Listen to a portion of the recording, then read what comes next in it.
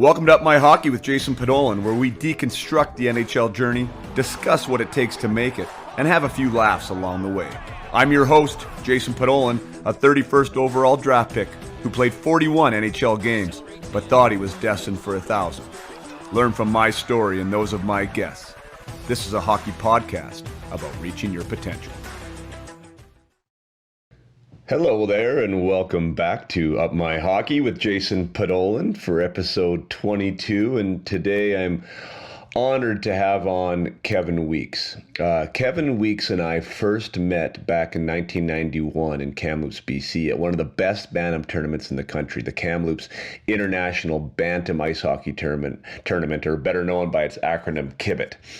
And at the time, I was playing for a stacked Sherwood Park Flyers team. We had future NHLers on there like Damon Lankow and Nolan Pratt and Scott Lankow and myself. And we were more than halfway through the season at that point, and we had not lost a game. But the Toronto Red Wings and Kevin Weeks were the talk of that tournament. And the Toronto Red Wings traveled a long way to get there, and we heard they were a powerhouse too, but they also had a lightning-quick black goaltender that drew much of the conversation. Before the tournament even started, it seemed like we were destined to meet in the final, and both teams lived up to the hype. And although I did manage to get one past Kevin on a partial breakaway in the second period, it was not enough, and Toronto ended up beating us 4-3. Mr. Weeks and the Red Wings handed us our first loss of the season, and they took the tournament title. But given this current social climate and the Black Lives Matters movement, this conversation that you will hear with Kevin provided me the opportunity to revisit that KIBHIT tournament and my personal reaction at 14 years old to Kevin being black. And like many others from the rural West, I had never competed against a black player to that point. A hockey rink was not a place where I was familiar with seeing people of color. My own personal acknowledgement and curiosity were innocent and innocuous, but unfortunately for Kevin, that wasn't always the case. And Kevin drew attention. The color of Kevin's skin made him different, but so did his athleticism in the net. He was a damn good goalie. So people were always watching. Most were supporters, some were detractors, but Kevin knew from an early age that he was always auditioning. And this conversation here that you're about to listen to allowed me to contemplate the gravity of what it might have been like to be Kevin Weeks as a hockey player, because his experience was unquestionably much different than mine. And not only did he play the most isolating position in the sport, but he was often the only black player in the locker room. So everything else that I had to go through, or we as white athletes had to go through to get to that highest level, Kevin was undoubtedly under greater scrutiny and felt like he had to compete even harder and be squeakier clean to get to where he wanted to get to.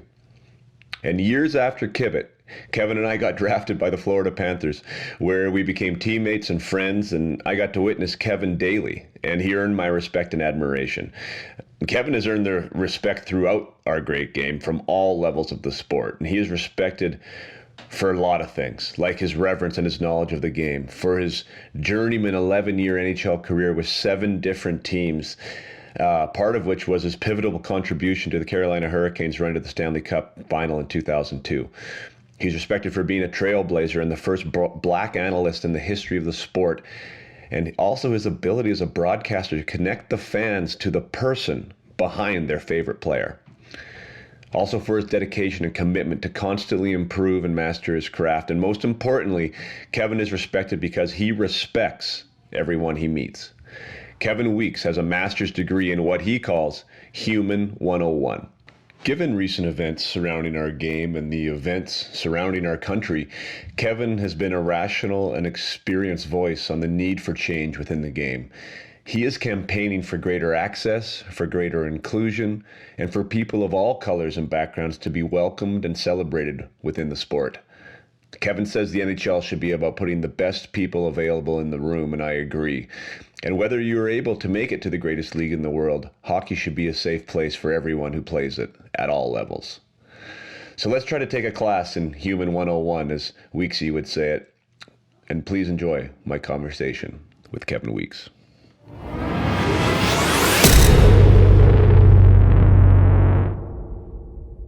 Well, look who we have here, Mr. Kevin Weeks. Welcome to Up My Hockey. It's been a while. I've been nagging you to get on this thing, and you've been so gracious. And today here we are. So thanks so much for coming, Weeksy. Podsy, it's my pleasure, man. Thanks for having me, and I appreciate your persistence because it's been a wild time and a crazy time. But congrats on all things good and all the great things you're doing. And hey, listen, you're on the right side of the fence now because you are a goalie parent, so that's nice to see. It's about time. and a man with goalie pads myself. I think I understand this. I understand this. Yes. Yeah, that was clearly an unfulfilled passion for you. You had to get back in there. I love it. I was a closet goalie, man. I've been a closet goalie for a long time. You know what's funny? I played with, in addition to you, 3 other guys. 2 of them I won't name, but I'll name Dave Andrewchuk. Dave Andrewchuk down in Tampa. We played together in Tampa, but he does the same thing.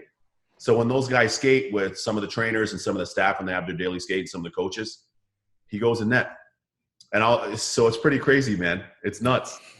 I don't know. There's something to it. And actually, I've said to guys since I put the equipment on, well, I retired pretty young, right? 30. So like when I came back to Vernon, I was doing the men's league thing. It was, I could still play, let's say, right? And it wasn't that fun. So I was like, you know what? I've always had this kind of passion for this goalie thing, and I could try my ass off being a goaltender. No one's going to get mad at me, right? Because you know how that goes when you're competitive, right? You don't really want to go float around. So anyway, so I got the pads and absolutely fell in love with it, and really understood from the hockey side of like, God, I wish I would have done this earlier, because like to understand what's difficult for you guys or what plays are hard or, like what angles are difficult or the release of a shot. I was like, wow, I would have been a better goal scorer if I would have known some of this stuff earlier. But you know what's funny? Because that's why a lot of the smart offensive players, they pay attention when the goalie coach is talking. And then it got from that to some of those guys want to come out and shoot for the goalie coach. So it's funny because Brendan Shanny did that when we played together with the Rangers and Jersey, especially with the Rangers. We'd be out, Henrik Lundqvist and I would be out with their great goalie coach, Benoit Lair. And Shanny would be like, look, guys, I want to come out and I'll shoot on you guys. And I want smooth Shanny. I'll be there. And I was like, Shanny, what are you doing out here, bro? You have 6 million goals. Get the heck out of here. But he loved it. He loved it. And Mikey Nylander was doing it. We had different players that were doing it. And Zach Parisi was always into it too, because his brother was a goalie and played college and played pro for years too, his brother as a tender. So the smart guys, and you being one of them, the only thing is you waited too long. But what's great about it is now you can help really with your sons too. Yeah. And them playing, right? No, it's totally fun. In a different dimension. It's cool. So much to learn too. I mean, you top on that, and that's what this podcast is really a lot about. That is like how to navigate the space and being curious about the game is such an advantage, right, for the guys who want to be. You mentioned Dave Andrewchuk, and totally off topic, but did you know that he has the most power play goals in the history of the NHL? Yeah, history of the National. Isn't that unbelievable? In the history of the National, it's incredible. That's like my go-to trivia question at parties because it never gets answered. Right? Of course, people wouldn't think him. No, you wouldn't think him. Of all the goals Hull scored in the power play or Greta or whoever, right? Like Dave Andrewchuk. That's such an awesome little trivia note there. I think that's cool. Good man, you mentioned you're busy, buddy, and you are busy. And I've been following a lot of what you've been doing. It seems like every outlet wants a piece of you, and for good reason. I found out from your interviews that you were the first Black analyst ever for the National League. I also read in looking this up that you were the first man of color on Hockey Night in Canada, which was super cool. And obviously just a massive ambassador for the game just in general, and your career and everything else speaks volumes. So I can understand why people want a piece. But how has your life been like since this whole thing's been happening? And I imagine it's been a bit of a pivot for you. Like you've had to change what the conversation has been about a little bit, I think. Yeah, it's been, you know what, Pods, I'll start here. First of all, thanks so much. I'd say I'm 45 now. I never thought I'd ever see the day where this would be a mainstream conversation. Ever. And I've lived now between here in the States and back home in Canada. I think I've only lived in Canada 5 more years. So it's like 20 years that I've lived in the States now. And as an American resident, but Canadian born, Canadian raised, parents from Barbados, I never ever thought I would see this convo at all. And I never thought it'd be mainstream. What's interesting is the fact that it's taken so many atrocities and needless murders and police brutality and things that are so graphic and horrific. That's what it's taken to almost, I don't want to say justify, but to allow for the conversation. And I mean, that's horrific. You never want to see anybody murdered, especially at the hands of people that are in place to protect all of us. And I mean, all of us, like every citizen, that's what we believe in. So, we really believe, and we're very fortunate in North America. Not only is everybody wants to come to North America, and so many people will come in different ways. Some people's grandparents came from Ireland, some came from England, some came from Scotland, some came from Russia. Some people came in the back 18-wheelers. Some people came in freezers. Some people came by boat. And you think about that across the board, regardless of your color, Italian, Russian, Greek, Portuguese. There's so many different people that are in North America and that have chosen to make North America home over the years. And quite frankly, that have fought for either the US or Canadian or allied forces as well, and continue to fight with different last names and different colors and different genders. So, and I mean that from a war standpoint, as far as armed forces. So what's crazy is that even given all that, there's never was really a space for a sustained conversation. And now, unfortunately, as I mentioned, due to the needless murders of far too many, but namely George Floyd, Ahmaud Arbery, I mean, we can go on and on, the gentleman in Atlanta at the Wendy's the other day. Now it's forced the conversation. It's really moved the conversation to the front of the stage to where it's not an inconvenient truth for anybody. For those of us that are on the wrong side of it directly, or those people that are on the wrong side of it indirectly, or for people that it's really hyper uncomfortable for, nonetheless, it's led to right now it's the main topic of conversation. So that has changed for me, because I never thought I'd see the day where that would happen. And I certainly never thought I'd see the day where that would happen in society, but also in our great game and the great game of hockey. I never thought that we'd have a platform for this discussion. Right.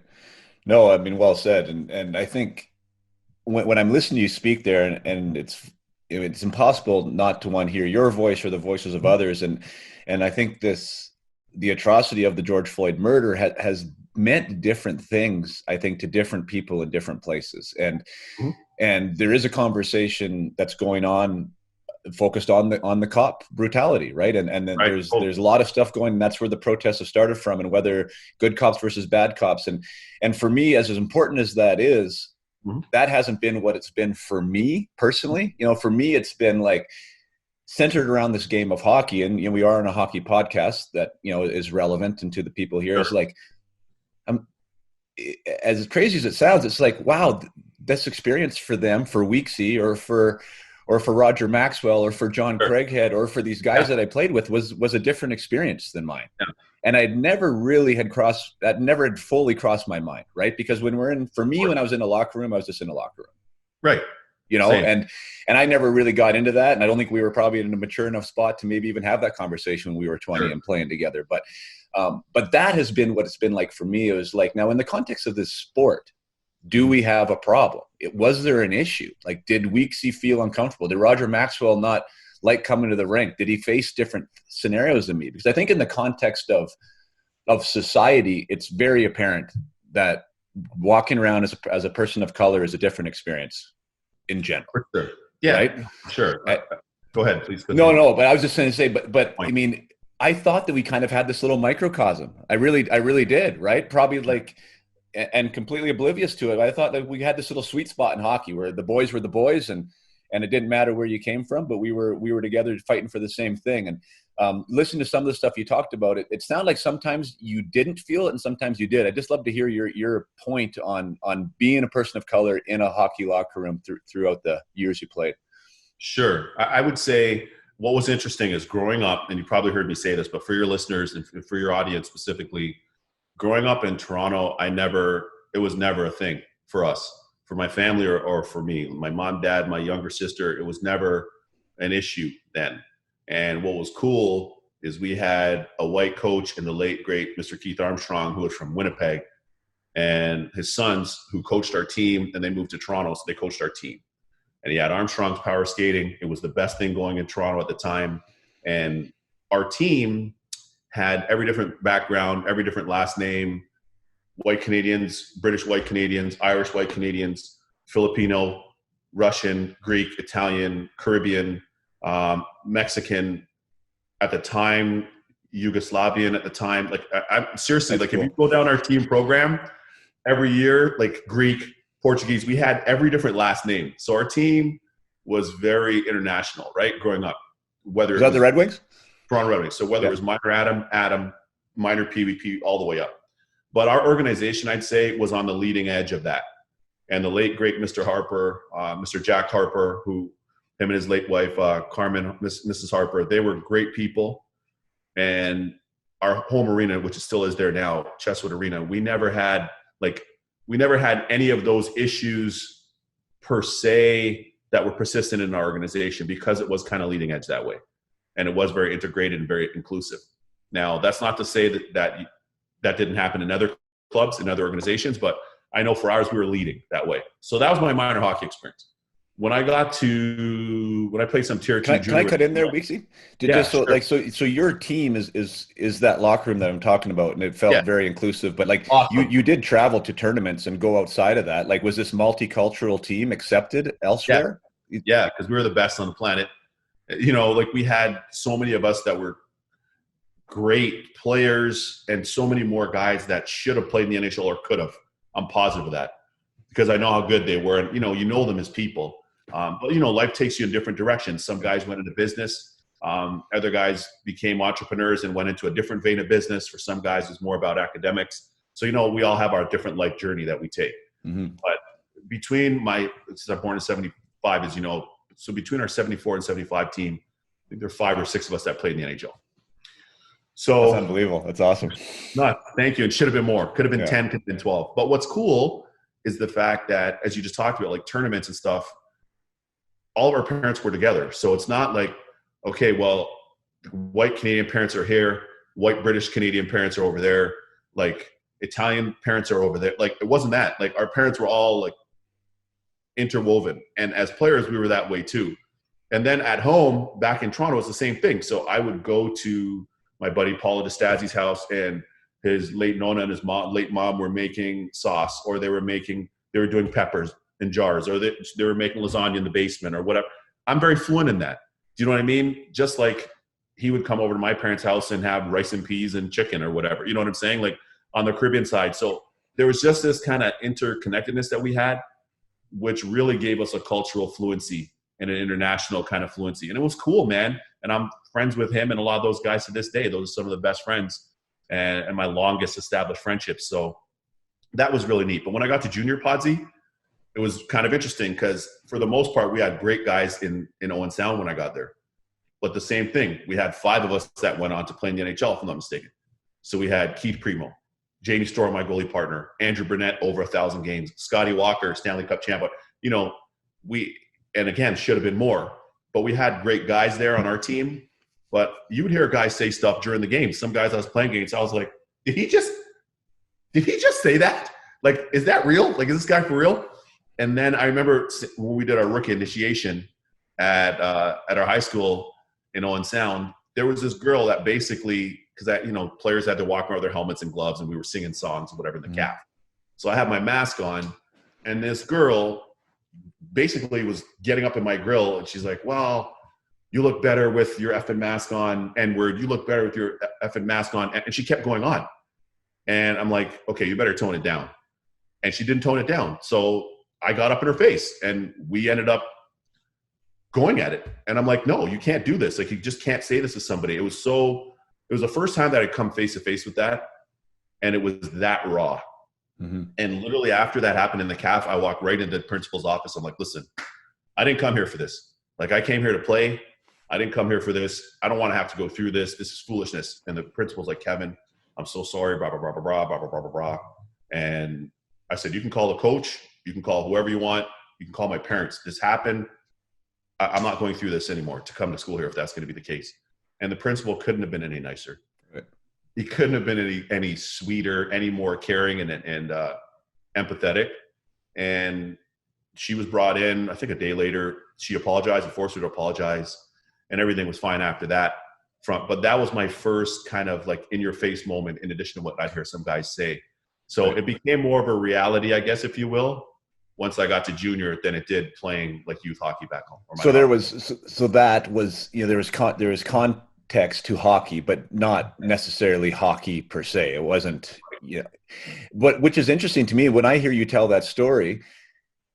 did you feel like the boys had your back?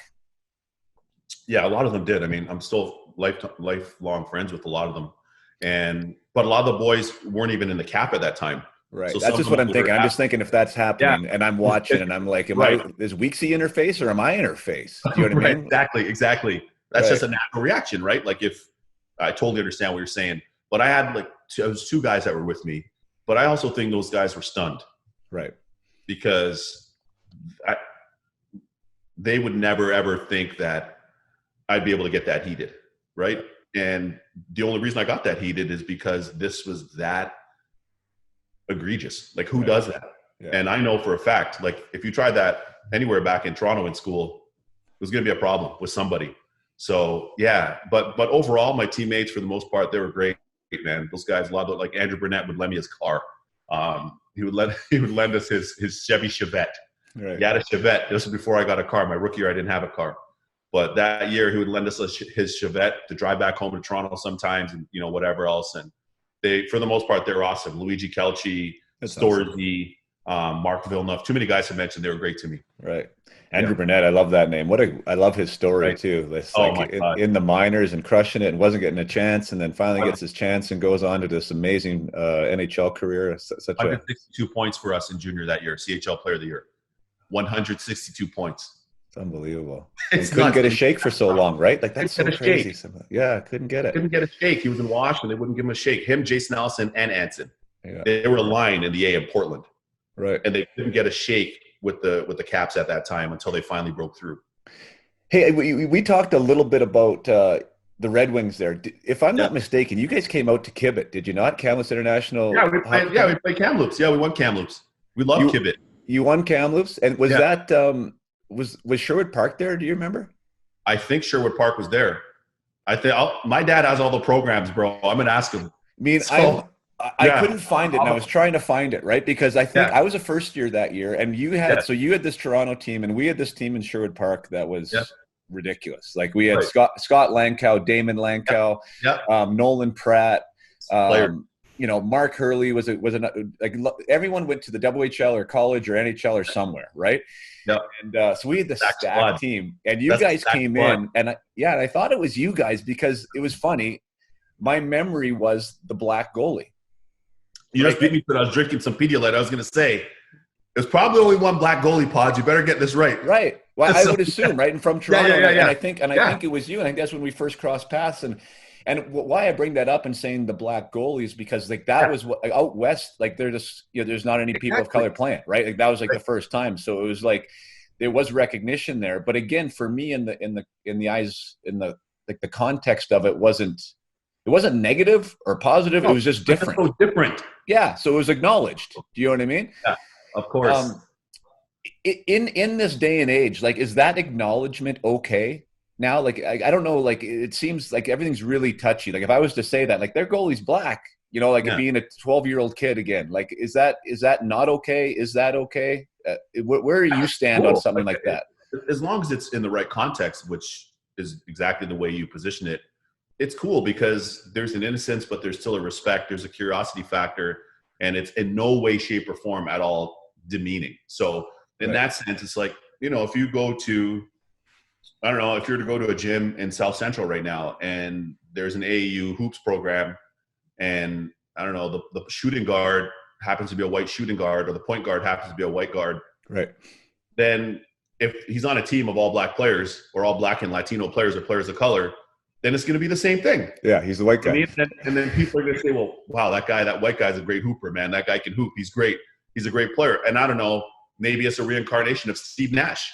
Yeah. You know what I mean? From BC, who went on to do incredible things and be one of the best players and a Hall of Famer and everything else in a sport where, because of cultural shifting that took place, not everybody looked like him, and especially not coming from Vancouver Island to then go on to play and be as great as he was. So, yeah, I could see that. I could totally see that being the other way if it was in a different scenario, for sure. I just asked that because I'm trying to ask the questions that are, like, relevant where I'm at, right? Because I know that white people are having conversations and, like, don't really know how to have the conversation, and I don't pretend to know either, right? But it's like, I think if you're, like you said, if you're coming at it from a human place, and I'll use your word, like human 101, right? Like, it's it's real and you can be honest, you can be authentic with what you're talking about, then talk about it, Sure. because it does matter. I want to shift the conversation a little bit. I heard you talk about, especially last year in the GTHL, you said that there was some issues with one of the coaches and some of the things that were being said on the ice, and then what does that mean, right? Like sometimes the referees hear, sometimes they don't. Maybe a coach hears, maybe they don't. Like what should happen to a player when there's something racially said? Like, do you have an opinion on that yourself? You know what, Podsy? Yeah, I do. And here's the thing. I'm a firm believer that no matter who you are, there's a lot of different things you could say. And we could talk a lot of snack and talk a lot of, SHI, blank. Like we could talk a lot of that. Anybody, because that's a part of the game. You're in the locker room, players are going to do it. I don't care if it's girls hockey, men's league, adult rec league, minors, pro. There's people are going to talk. And that's just a part of the game, no question. And you could say some things, and sometimes it gets derogatory. But one thing I don't ever want to see happen is for anybody to be made to feel less than for who they are. Yeah. And for where they come from. You should always be proud of your culture. So if you're from Vernon, you shouldn't feel shame because you're playing in the league for the Panthers. Feel proud of being from Vernon. You're representing Vernon. Like, whatever. That's a part of your history. Yeah. And if you're an Indian player whose parents are from St. Albert, you shouldn't have to feel embarrassed because your last name's Singh. And you shouldn't have to feel embarrassed, like, even if you wear a turban or if you wear, like, whatever. Like, you should never be made to feel less than. So my thing with the GTHL, and full disclosure, I spoke to executive director of the GTHL a few days ago, Scott Oakman. And I'll be as respectful but pointed with you as I was with him. Diversity is a strength. It's not a weakness. It's a strength. Greater Toronto area happens to be one of the most diverse areas and metropolitan areas on the planet. You can't say that you love the Raptors. You can't say that you love Kawhi Leonard. You can't say that you love Vladdy Guerrero Jr. for the Blue Jays. You can't say all those things and then go to a rink and yell a racial epithet at a black player or a player of color or somebody from a different background or whatever the case may be. First of all, it's hypocrisy. That's the first problem. It's hypocritical. But then secondly, you're now trying to demoralize that person, dehumanize that person, make them feel less than, and that's not okay. So as I said to Scott Oakman, diversity is a strength. Celebrate your diversity. Coaches always tell us, and I'm sure you tell your kids, play to your strengths. Play to your strengths. Play to your strength. Use your strengths to your advantage. Diversity is one of those things. It happens to be one of those things. So let's not act like it's a convenient problem when we want to make it a problem. So there's that regarding the GTHL. In addition to that, I'm one of the few guys from that league that played start to finish that's a goalie, let alone a black goalie, let alone. Now, we got a lot of players coming out of that league, more NHL players than any other league in the world. But as far as goalies, we don't really produce goalies from Toronto. We have a problem. Like, we do. Like, we produce players, but we can't produce goalies. That's just the facts in the numbers, objectively speaking. And the reason why I'm saying that is it's that rare. But think of all the kids that are playing that are not going to play in the NHL. And this is their opportunity to play the game, to play single A, to play house league, to play selects, to play AAA major, whatever it is for them. This is their experience. And you want it to be a great experience for them and their family. Because if it is, then you've got them hooked for life, right? Yeah. And who knows? As I always say, that girl that's playing, she may very well find the cure for cancer. And she may be from there, and she may go on to study medicine at UCLA and come up with the cure for cancer. But she grew up playing youth hockey. You know what I mean? Or her sibling might be a late bloomer, and next thing you know, they're in the net for the Montreal Canadiens. Like, you don't really know where things are going to shake out. So it's very important for those rinks to be safe, for them to be inclusive, for every player, every attendee, parent, coach, administrator, arena worker to feel safe in those buildings and not be made to feel less than, and not let it be allowed from the league level for people to be able to hurl racial epithets at people or derogatory. I was thinking about that. I'm just trying to, because I am a coach now in minor hockey, and it's like, how would I handle that scenario? Like, what one, would the coach of that, like the team coach, do? Like, how do you support those players? Or if it was your own team that you heard somebody say something and the ref never heard it, like, do you walk off the ice? Do like it's interesting, right? Like what do you do? And it's nice when you have rules in place, Exactly. but I was also thinking about the rules because we had a situation last year, and again, I was with Adam, so I'm talking 9 and 10-year-olds, right? Traveling team, the best team we had in Vernon, Yeah. and obviously the name doesn't matter, but this young guy in my team called a kid on the other team a faggot. Right. Okay, and so the ref heard it. Ref did an unbelievable job. Said he heard it. Came over to the bench, told me what he heard, made the call. It was a gross misconduct. Went to the box. He had to leave. Now, the letter of the law in BC hockey is, I think it was, I can't remember now, but it was a whole whack of games for a real long time, right?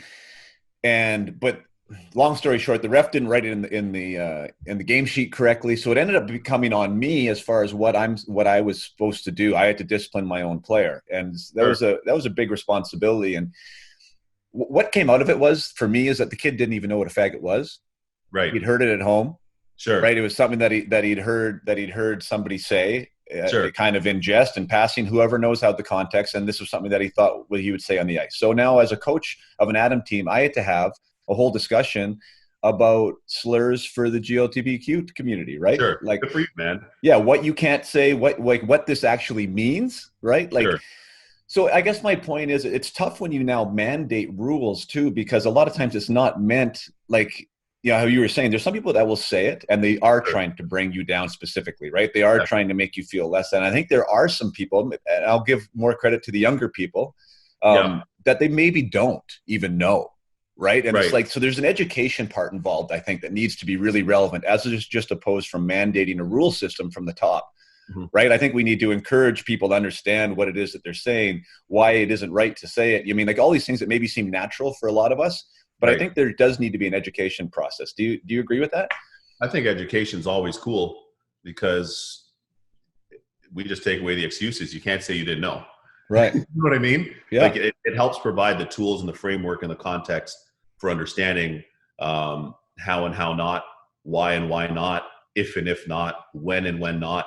It helps provide that and a clear sense of what those things kind of represent and how those then govern in and around the realities of what those words mean, what they represent, how they're hurtful, type thing. So I think that that's really important for sure. The educational piece, I think, is critical. And then I also feel like the enforcement is, it's hard because everybody raises their own kids differently. But, I can just speak to my parents, and we all go through our own experience. But my parents are old school, new school, old school. And a lot of those values of, be decent, treat yourself properly, respect your last name, respect others, be kind, all these different things, be mannerly, yes, please, no, whatever. Like all that stuff is awesome. Work hard work's the name of the game, all those different kind of values that my parents would always instill in us. But not everybody has the same framework, and everybody has their own iteration of what that does and doesn't look like. So the challenge then becomes, you could have 15 players on a team, but the accountability factor may vary from household A to household B, from player D to player E. So there's a lot of variance. And then some parents might say, well, that doesn't matter. It's not that big a problem. Like, why is that a problem? So if you, through the education piece, number one, and then the rules in and around it to enforce that, if you put that in place, I think that you're going to have better outcomes. And I know one thing from a GTHL perspective last year, you probably heard me talk about this coach, Matthew Podsy. I don't know if you heard me talk about this guy, but he's been so awesome. He has 6 players of color. He coaches minor midget Pickering Panthers back home, AA. And he reached out to me to advocate on behalf of his players, because he's advocating on behalf of his players. And he said that he'd reached out to the GTHL numerous times, no answer. OMHA numerous times, no answer. Finally, the OMHA answered him, and it's kind of in flux and fluid at this point. But here's the big thing on that. And I went on every platform and I said that, and I'll say it here on yours. There is no bigger cheerleader on planet Earth for the GTHL than me. Anytime I'm on TV, hey man, Tyler Seguin, former Toronto Young Nat, blah, blah, blah, blah, blah, blah. And that's not just for the GTHL because I'm from there. I'll try to do that for every league. So-and-so played Red Deer Rebels for Brent Sutter or whatever it is, just to give context because that's a part of the journey of who they are. Do you know what I mean? But as I said, and I had a long talk with Scott Oakman, as I said, the executive director of the GTHL. Until I see reform, and they just actually released the amount of misconducts midweek this week. Actually, sorry, early in the week they did. Or no, late last week they did. They announced the amount of misconducts around verbal misconducts, things that were said, racial epithets, religious, whatever the case may be. And that number is way too high. Yeah, and they missed half of them too. Exactly. And you know what? Here's the thing. But here's what I told him, and I'll say the same thing to you. That can't just be for the players on the bench. And that can't just be for the players you're playing against. That's for your players. It applies to your kids that are playing. It also applies to the parents because don't act like a buffoon up in the stands and act like a donkey. You're out of here. Yeah. And if you're out of here, guess what? Your son or daughter that's playing, I don't know, maybe you are the driver in the family. Now maybe they can't get to the rink now. You know, so I think it has to extend to not only the people on the playing surface or the coaches per se, but the same thing for the fans in the stands. Because I can't tell you how many times, to take it back to when I was playing junior, how many times my parents and sister were at a game and some knucklehead would be yelling something, some racial epithet, or Weeks, why don't you play basketball? Weeks, why are you out here? Weeks, what are you doing? Weeks, why are you out here? Or throw a banana or do something stupid and classless and get away with it. And I see it at the NHL level. And I just had this conversation with Commissioner Bettman too, who I'm very close to. I'm a huge supporter of. He's been great to me. But I told him, like, at every level, from our league, from grassroots where we're talking now, all the way up the pyramid to the NHL level, fans, players, arena attendees, arena staff, coaches, administrators, anybody. In the event that somebody commits some verbal act of racism, again, something levied at the LGBTQ community, whatever the case may be, religion, whatever, you're out. And if you're a fan, I don't care. Don't think that you're coming to an arena or a stadium and then you're, oh, I paid my hard-earned money. Perfect. You just lost it because you're out. You know what I mean? Like, Podsy, think about this. We just go to Philly the other day because, as I said, we're 10 minutes outside New York. So down the turnpike south of us, we're in Philly in an hour and 10 minutes. Saturday, let's go for a drive, blah, blah, blah. I love playing in Philly. I loved it. I love playing in the old Spectrum when we're in the A. I love playing against them in the league because the fans, for the most part, they're hype. The atmosphere is great. And you know they always had tough teams. It was going to be a hard-fought game. However, don't tell me that you're cheering for Allen Iverson for the Sixers. And you're like, yeah, AI's the man. We love AI. The answer, we love him. We love him. Donovan McNabb's your quarterback. We love D. McNabb. We love Mc. And next thing you know, me or another player of color is playing against the Flyers, and you're yelling a racial epithet. That doesn't make any sense. Yeah. You know what I mean? Like, that is the ultimate stupidity, but also hypocrisy to the highest degree. Yeah. Yeah, for sure. No, it makes no sense, and it's, you know what I mean? Yeah, it has no place, and it's, I mean, we're smarter than that. You know, as a culture, as a nation, and right. I mean, hopefully that's where this thing goes. Is like really getting it right, like getting it on like really at the roots level, right? That it's not not just a jab. You know what I mean? It's just something that shouldn't be said, right? I mean, it's just that there's no place for it. So just there's so many jabs that you get. You know what I mean? Like, I don't know, you can't stop the puck, whatever the case may be. I don't know. Whatever, your 5 holes this or whatever somebody's trying to say.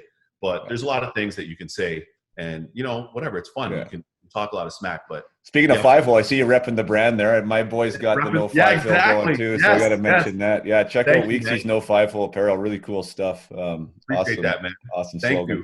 You. Let's get into before we run out of time here, because I totally want to talk about your career, because I mean, not everyone, a lot of people don't know you just because of what you're doing now. You know, like you're an analyst and you've been doing this for now a long time, right? Like 10, 11 years, if I got that right. So, so sometimes we can forget about the player behind the analyst now. And you definitely had a crazy run, and I've never had a chance to talk with you about that run. You know, we were drafted by the same organization, Florida, and went to the rookie camps and went to the training camps, and you know, we were kind of there was a few of us there, like me, yourself, Nemo, Yep. Washburn, Ryan Washie. Johnson. There was kind of like that. Those were probably the 5 guys we kind of hung out pretty tight because we were sort of the guys highest on the radar. And well, Chris Armstrong was among that group too. Was Army was hanging around too, and but then we kind of, as hockey does, we end up going our separate ways, and then, I was just looking at your hockey DB, and my goodness, like after I left, so we were together in where was it? In Carolina. So we're playing pro in Carolina together, and what an experience that was, playing for Richie Crom. We're down there and doing our thing in Greensboro, which is the farthest place. I've said this a lot of times from like a hockey city you could ever possibly imagine, right? Like it was nuts. And then I got traded to Toronto. So then I was gone, and then you went all over the place. And we kind of both had a similar experience with that. My first pro year, I played for 4 different teams. Yeah, man. Like that's crazy. At the time, at the time it was just what it was going on. I was 20 years old, just turned 21, and you didn't know any different, so you just did the best you could. But now looking back on that, I'm like, holy smokes. And then I look at you, and you had 7 teams in 4 years, man. Yeah. Like how was that? Like that climb and like what was, just talk about that experience, the trades, the up and downs, trying to find your spot. Like how was that for you back in the 90s there? Well, American League was great for us, as you know, because we got to play a lot. And for me, specifically as a goalie, I played a lot in Greensboro. Fort Wayne was awesome. Ironically, it was crazy. My girl's mom's from Fort Wayne, which is wild, even though they grew up in Alberta. But Fort Wayne was really, really cool in the old IHL. Detroit Vipers were awesome, playing for John Torchetti, who was also with Fort Wayne, and Steve Ludzik and Rick Dudley, that crew. They're great people. And what was wild about it is in the minors, both the American League and the IHL, the I was an older league back then with more guys that had NHL experience, more NHL veteran guys that were still playing, or guys that had a cup of coffee that were still playing, that were good players. So it was an older league than the A. But in saying that, what was weird was you were never really getting comfortable. So for me, and I mean comfortable as in like, okay, I'm settled in here. So for me, it was like, okay, man, I'm auditioning. I'm playing for my teammates. We want to do as well as we can, but I'm auditioning. And I looked at it that way. And I know, especially in my time in the I with some of the former NHL guys I play with, they're like, Weeksy, you don't always have to be at the rink. Weeksy, you don't have to lift weights. Weeksy, you're a goalie. You don't have to work out, like whatever. And I was just never allowed myself, and circumstances never dictated, to where I could just kind of put my feet up. You know what I mean? So it was always like on this treadmill and on this treadmill and on this treadmill. And then getting into the league was really no different. Like playing with Florida, I'll always be grateful to the late Brian Murray and the folks down in Florida who gave me my shot. But even still, it was never like, okay, you're here, but you're here, but you're here. Because even after I was kind of there, then they're like, well, we're not going to sign you to a one-way. I'm like, what are you talking about? Norm Miracle has a one-way. Kevin Hodson has a one-way. Jamie Storr has a one-way. So-and-so has a one-way. What do you mean? Like, come on. And then that's when I had to go back to Fort Wayne. So Brian Murray said to me, God bless his soul, he's like, Kevin, if you go down there and you rip it up, I'll trade Mark Fitzpatrick, you'll be back. And then that's what happened. And then contract that summer, 2-way contract. I'm like, so anyhow, I force a trade. I go to Detroit in the I. I'm IHL goalie of the year in half a year. I go to Van. I'm feeling good in Van, feeling good, but can't get a win. Couldn't get a victory. Couldn't get an NHL win. And then it started to be like this groundswell. And then all these people were like, oh, the guy can't win a game. Oh, well, that's it, which is factually true. But in some of those games I played well. I just couldn't get the result. So that was hard to kind of get my footing at the NHL level in that transition. And then finally it hit, and we won our home opener that year against the Rangers. And then from there it started clicking, and next thing you know, like, I didn't really like the vibe. It wasn't really the right fit for me. I knew that they wanted Dan Cloutier in the first place, and they traded me. And that was hard because it's the first time that I've ever been smeared publicly after I got traded. Yeah, so, well, hold on, rewind, yeah. Because I want to, because there's some good stuff there. One is like trying to get there, which I've spoken a lot about on this podcast, because it's damn hard. It's damn hard to get your opportunity, one, And then it's hard, like you say, the audition process back then, I don't feel it's anywhere near what it is now. Oh, not even close, Podsy. Yeah, meaning that you get the call and no one's talking to you. Just go out there and sink or swim and figure it out and do the best that you can, right? 100%. I definitely felt that. And so 100%. in that audition arena, right, that you're trying to obviously do the best you can when things don't go the way you want them to. Right. And so like now, like, I mean, I looked and I'm kind of happy you brought that up. You began your NHL career 0-13-2. Yeah. I mean, that's 15 games. That must have felt like 115 games. It felt like 3,000 games. Right. It did. So and here's what was hard about that, right? Is so some games, and you know this too, but some games you're like, man, I felt really good tonight. And then you're a game star. And then you're a game star again. But then it kind of doesn't matter because we're in the results league, and the end result is you're not getting the win. So I'm like, frig, man, something's just not, I don't know. So then there are other games where I'm like, oh man, I'm just completely overwhelmed, and not overwhelmed from a skill standpoint, but more psychologically. And I don't know exactly. And what's crazy is sometimes you're playing, especially as a younger player back then, because as you just alluded to, the entry process is so different now than it was then because our league's so much younger now than it was then. But you know this too, like all the hockey cards, all the posters in your room, blah, blah, blah. I'm like, man, I'm playing against Grant Fuhr tonight. Whoa, it's Mike Richter tonight. You know what I mean? Like it's Dom we're playing Buffalo. It's Hasek tonight. Oh, it's Gretz and the Rangers and Mess tonight. This is before I played with them. Like, so all these different kind of things, they just added needless weight to you psychologically. And then of course in our position as a goalie, when you have that, now you're impeded, you're kind of locked up, you can't free flow as much. And now every shot, instead of every shot being you're flowing and you're making your saves and you're feeling good, it's like, I gotta make it, I'm gonna make it. Do you know what I mean? Yeah. So biomechanically speaking, you instead of flowing and being fast, I'm tight and a little more restrictive in being fast. And until I got that first win, we beat the Rangers at home opener, it was a Hockey Night in Canada game or whatever. And until that happened, then I was like, okay, and then I started kind of rolling a little bit from there and knew and could taste. It was tangible, know that I could play in the league at that point. So then as far as like, but that's a big, I mean, I don't want you to get going there because I mean, I've heard a ton of guys talk about that is the fact of like when that moment arises. And sometimes for guys, it is like a moment where it's like, yeah, I am supposed to be here. Right. And some guys kind of, it's not a light bulb thing, but so that was like, was it the win that you were like, yeah, I'm in the right spot? Of course it was the win because then from then they couldn't say anything about that anymore. Do you know what I mean? Yeah. And then you start winning some more games and you're playing better and you're winning some more games. And then they couldn't really, that wasn't something that they can attack you for. And I only say attack because it's a conversation point, it's a fact. So that's fine. But you also know when people are coming to you and when certain media types are coming to you and when they're jabbing you and they're pinpricking you. Do you know what I'm saying? And I've said this before, like I know when people would come up to me and I'll never dignify them. But I know when people would come up to me and they'd be like, hey, Steve, like, so Steve, you led in 2 through the 5-hole, Steve. They didn't look really good. And I'm like, bro, you know my name. Like, what are you doing?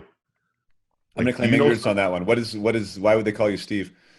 Just to try to get my goat. Just call you just like kind of like you're not important enough for me to know your name? Steve Weeks, former goalie. Different color. Oh, he was a former goalie. Okay, sorry. I didn't have that. I didn't have that. Yeah. But what's wild about that is, I know when they were doing it, and I know when it was an absence of mind or a little brain cramp. But I also know when people were doing it. So Steve today, and I'm like, okay, so now you're trying to get at me now. Do you know what I mean? Yeah. And that's disrespectful. And I would never ever think to call anybody, like if you have nicknames for your teammates or whatever, call you Pods or Podsy or whatever, a guy would be like, hey, Podzo, what's up? Like, whatever. That's different. But I would never all of a sudden call you Alistair. Like, your name's not Alistair. You know what I'm saying? I'd be like, hey, Alistair. Hey, man, bring some of the Gatorade over here in the room. Hey, Alistair, come on over here, man. Or you come back to the freaking bench and you go top shelf with your drag release and you shoot your crossbody top shelf shot that you shoot. And I'd be like, Alistair, great shot, bro. Great job, man. Like, who does that? Right. You know? So yeah, that was it was an interesting time, and it was very turbulent that way. And luckily I had a great support system, and I do. And, you know, my parents and sister and some of my closest friends, there's a lot of late night phone calls, and, you know, they couldn't have been any more nurturing, real, but loving and caring at the same time, man. Hi there. Just want to take a short break from the conversation with Weeksy to ask you for your support. And if you are enjoying these conversations and the guests that I'm able to deliver here on Up My Hockey, that you do your part to, one, review the episode on the platform that you listen on, or to share it on your social media, or to talk about it with friends, because that is the best way to grow this, to get this message and these conversations into more ears and minds and hearts. And that's what this is all about, as you know, is about really capturing the human aspect of the sport and the person behind the player, and what we all go through in order to make our dreams become a reality. So please, if you would like to help me, if you're a supporter and listener of this show, please do your part and let others know that we got something good going on here, and I would really appreciate that, and we'd be very grateful for your support. So now we'll get back to the conversation. Yeah, it's interesting you talk about that, because that was one thing that I have spoke about on here before, is that feeling of loneliness in a way that's like, because you're surrounded by guys, and I was always, and I don't know how you felt about it, but like for me, I was always auditioning less for the guy, and maybe that was one of my issues, like less for the people that are actually making the decisions, like my coaches and the GMs, but more for my teammates. Like I was auditioning for them, right? And I wanted to have these guys respect me, and I wanted them to know me, and that was really, really important to me my entire career. But in saying that, and I did think I had some really good friends, we never chatted like this. No. You know, like there wasn't such. That wasn't, the atmosphere didn't lend itself. Right. To it. And I know, and I feel kind of responsible for not maybe asking the questions or having the conversations, but in that environment. So now we're all these guys trying to get to the same place, or kind of experiencing the same struggles or problems, but yet not talking to anyone. And then my mom and dad, for me, were amazing and super supportive, but I couldn't really have a conversation with them about what I was going through. Sure. Because I didn't think that they got it, you know? So like, did you feel that even? I mean, you must have felt it. Did you feel it even more so? Maybe, I guess, how can you compare my experience to your experience? But would it be magnified a little bit now because of the color of your skin as well, and a goalie as well? You just nailed it. The color of my skin for sure. The fact that I'm a goalie for sure. On top of it, so you compound those two things, and it's a thing, you know. And it's a lonely place to navigate being a goalie in and of itself. It's very kind of isolating. And, you know, obviously you put so much pressure on yourself because you want to be there for your teammates, you know, whether your Team Canada women's, Team USA women's here, Olympic team, whatever it is, girls, Pee-wee, AAA, like it doesn't really matter. Like I always say, like even some of the parents, some of the parents of my teams playing minor hockey, like I could see myself being like clear as crystal right now, being 9 and letting in a goal. And seeing some of my teammates' parents be like, "What's Kev doing? Come on, Kev, you gotta have that one. Like, what are you doing?" Like, I can see it, like clear as crystal right now. Right. I can feel it, I can hear it, I can see it, and whatever. It never really fazed me at the time, but I'm just saying that's the reality of the position, right? And I remember when we were playing, and you were with us by then when we were playing in Philly, one game in the old Spectrum in the American League. And I don't know how well you remember the Philly Phantoms, the Flyers HL team, but that team was a pseudo kind of quasi NHL team. They were good. And Peter White, if I'm not mistaken, was on that team. He was sick. They had some sick players. Vaclav Prospal was on that team too. Exactly. They were tough too, man. They were tough. Yeah. That was the squad, right? And I remember we got down early. We were getting peppered because it's not like we were like a defensive team, and so many of you guys were so skilled offensively, but we were getting peppered. We were down 2. And I'll never forget, I won't say his name, but one of our D-men, who was a veteran D-man, came back after the ref took the puck out of the net. And you know, sometimes you'd come back, you'd be like, hang in there, big boy, or whatever it is, man. We got you. Like, you be like, we're with you, bro. Don't worry, man. Hang in there, big boy. This guy came back. He's like, are you letting these in on purpose? like, are you letting these in on purpose? And I don't know if you remember it, but bro, in the locker room, in the dressing room, in the intermission, he's like, Weeksy, like, I know that we're not whatever, but are you letting some of these in on, like, what's going on? So that kind of crystallizes the position. Yeah. And you know what sucks about that too is that's if you're in the net.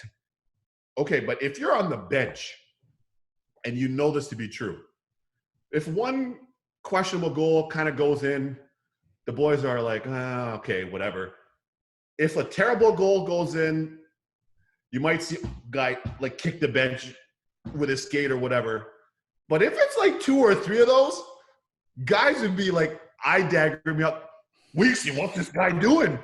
This guy's allergic to the pill tonight. He's allergic. What's going on with this guy? This guy couldn't stop a cold. Like, what's up? Get him out of there. Go get, like, and it just puts you like in an awkward spot. You know what I mean? Because he's your boy too. Because he's your boy, or it's, you know, it's female players or whatever. That's your girl. Like you're trying to, you want to be there to support her, but you know that she's having a rough go of it. So all of that to say the position, the dynamics of the position are weird. And then you add the fact that I was a black goalie. It made it interesting for a lot of people, and for some media types, they weren't quite as objective or as fair or as clean in how they went about it. But then there's so many other people like Chico Resch, John Davidson, Doc Emmerich, Sam Rosen, like, you know, and I just happened to mention some of the best, Trip Tracy and Johnny Forsland down in Tampa. You know, they were such good people, you know, and they treated me so well. They're great to my family, and they're great people to this day, and some of them are still friends. So awesome. You know the difference. You know the difference. You've been around. You know the difference. No, for sure. Yeah. You mentioned the Spectrum. I just have to, you mentioned it a couple of times. That's where I scored my one and only goal against Hextall in the Spectrum. No way. Yeah. That's awesome. That's so cool. Yeah, no, it was a Spectrum. Yeah, they're still there. So, or did they go to? When did they go to the Core State Center? Because that's where they're at now, right? Is that what it's called? Yeah, they're in Wells Fargo. It's called now, but they've changed it a few times. Yeah, right. So yeah, that was in Philadelphia. Philadelphia's fond for me. Absolutely. So like you were involved in some big trades there early on, and I don't want to. It's tough because your career's so long. I don't want to fast forward over anything. But I mean, like that initial time with the big trades, and you're with Jovo in that one from Florida. You mean then you end up moving over to the island with Scatchard and McCult from Potvin, right? That came in, and that if I got my stuff correct, that was when you became their number one. Like that was the first time you were number one, correct? When you went to the island, you got number 1 minutes. Yeah, Butchie Goring, the great Butch Goring, Islanders legend, of course. Butchie was our coach, and it was Steve Valiquette and myself, and Valley and I are great friends to this day. Valley went on to play. He's an analyst here in New York. I played with Valiquette in Bridgeport. Right. Yeah. So you know. Yeah. So Valley went on and had a really good career himself. But Valley was really helpful to me. The great Roberto Luongo was there. And what was wild about it was, Podsy, is these guys were already playing a different style. These guys, I mean goalies-wise. But I was playing really well. And then Butchie's like, you're playing. Like, I'm running you. You're playing. So that's another thing. When you play intermittently as a young goalie, it's very difficult. You almost have to take your licks and get in there and just see if you could survive it, man. Do you know what I mean? Yeah. Because the more often you play, it's like golf. It's such a feel-intuitive sport. The more often you play, the better you tend to become. Right. And I found that to be the case with not only myself, but a lot of other goalies. So I was playing more often. I was playing well. We'd play the Rangers, have a big game, play Toronto, have a big game, play the good teams, play really well. And now I'm like, okay, I've got this thing. I've got this. I'm rolling. But what was wild is in practice, I'd be watching Valley or Luongo, and these two, and especially Luongo, because he's a future Hall of Famer, and he went on to be so great. It looked so much easier to them or for them when I was watching them at the other end of practice. I'm like, I'm diving, I'm jumping, glove save, back over, kick save, back, whatever. I was super hyper fast. You know what I mean? Like hyper fast. Yeah. But those guys were like glove save, especially Roberto, butterfly, blocker to the corner. Next. Okay, over here, glove save. Next. One save, butterfly recovery, short push, no big deal. So then I was like, the way this position is being played is really different. And I'll always thank Valley for this, because Valley and I had a conversation. And I'm like, Valley, what's up? He's like, and you know Valley, because you know Valley's kind of surfer duty. And Val's like, you know what, Weeksy, like my goalie coach back home in Toronto, like Sudsy, like, and I'm like, who's the Sudsy guy? Tell me about him. And Valley was kind enough to share with me, to share Sudsy's number. And I called Sudsy, and we had this long conversation. And I swear to God, from that off season through every other year that I played, I would work with Sudsy in the off season. I'd rent ice. I'd go, and that's how I started learning butterfly style. So I had to learn all this while I was already in the league. Keep in mind, Luongo was fluent in this, working with Francois Allaire and those guys, and Benny Allaire since he was like 13, right? And the same thing with Fichaud, and the same thing with Theodore, and what became the hottest factory in the history of the NHL for producing goalies, which is Quebec. Yeah. That's why that became such a hot factory for those guys. So I had to learn that at the NHL level. It was really humbling, but it helped me so much. And Sudsy helped me, and he helped me prolong my career and go on to play as long as I did. Without working with him, like literally, Podziano, say it's Monday, July 25th, and he'd drive from the other end of the city. I'd rent the ice at 8 in the morning. He'd organize 2 shooters, and we'd be out there for an hour and a half just doing drills. So it was like advanced goalie school for me, in learning what a lot of the Quebec guys had naturally learned. I was learning it at the NHL level, but it helped me so much. So I'll always be grateful to Valley and the great Roberto Luongo, because I love your Valley impersonation. You can call me anytime and just do that for me. Oh my God, that just put me right back in front of him. What a great dude. Like we had like awesome dude.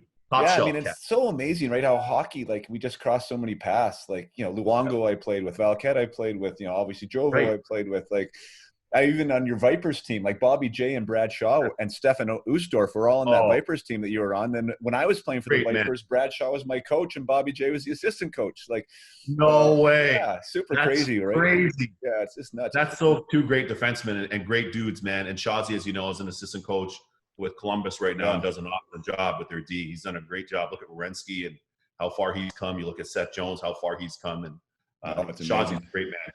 Yep. I want to touch on that's the thing with these conversations. It's crazy because you find out so much. Like, I think that's amazing.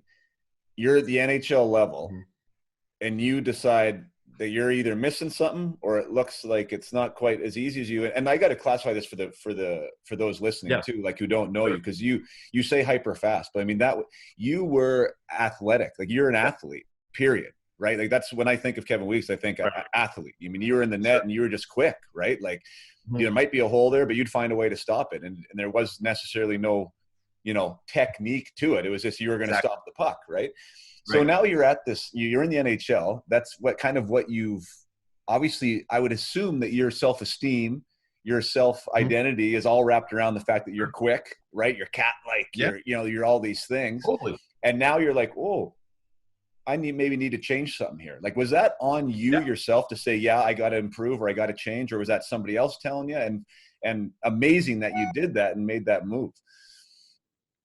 That was on me, Pods. It wasn't on me, because I like to be objective, and I like to be real, and I like to be fair. And sometimes it's not always convenient. And that's something that a lot of people don't necessarily jive with per se, unless you're wired the same way. Yeah. And something that I knew in watching other sports and playing other sports, but especially watching other sports, I knew that the greatest of the great, even while he was in his career, say Michael Jordan, he was always getting better. Always.